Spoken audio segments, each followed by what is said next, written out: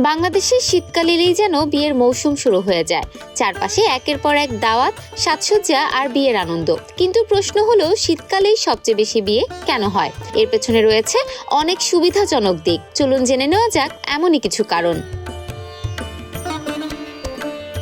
শীতের আবহাওয়া আরামদায়ক হওয়ায় অতিথি বরকনে সবার জন্যই সাজগোজ স্বস্তির। এছাড়া শীতে তুলনামূলক খরচও বেশ কম হয়। এর কারণ এই সময় খাবার সহজে নষ্ট হয় না, এসি বা অতিরিক্ত কুলিং এর দরকার হয় না, তাই বিয়ের খরচও কিছুটা কমে যায়।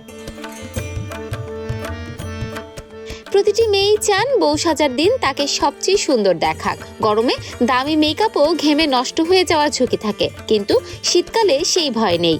কনেরা নির্দ্বিধায় নিজেদের ইচ্ছে মতো ভারী মেকআপ এবং জমকালো পোশাক পরার স্বাধীনতা পান।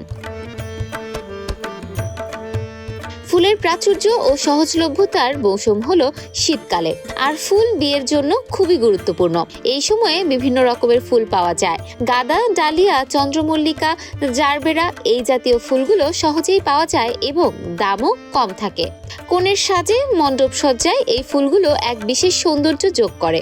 গোলাপ, বেলি, গ্ল্যাডিওলাস, অর্কিড, অ্যাস্টার, সূর্যমুখী, ক্যালেন্ডুলার মতো বহু ফুল শীতকালেই সবচেয়ে বেশি পাওয়া যায়। এছাড়া শীতের সময় স্কুল, কলেজ ছুটি, কৃষিকাজও তুলনামূলক কম থাকে, তাই সময় মেলানো সহজ।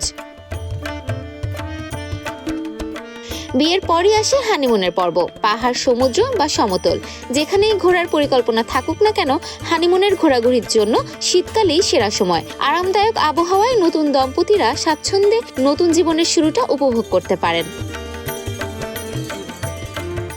অনেকেই মনে করেন শীতকালে বিয়ে করলে সংসার সুখের হয়।